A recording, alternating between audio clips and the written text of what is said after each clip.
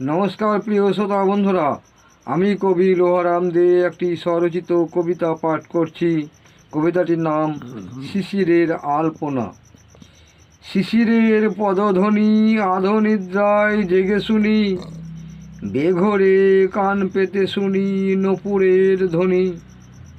সোনালি ধানগুলি ঝুরঝুর নড়ে, বাজে দু হাতের কঙ্কন কিনকিন সুরে। শিশিরের গলা ফাটা শব্দে কেঁপে উঠে শিউলির ছানা, ভোর ভোর ফুল হয়ে ফুটে যায়, মা হাসে মুচকি শুভকামনায়। শিশিরের ছানাগুলি হিরে চোখ ঠারে, চুপচাপ সন্ধ্যায় উকিঝুঁকি মারে।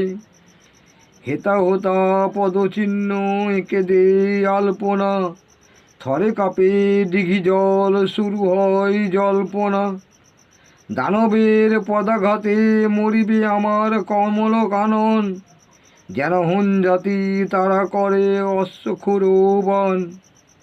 ওরা যে এতই পাষাণ নির্মম নিষ্ঠুর, তারা কারো না শুনেবে কথা আসিলে বিদুর।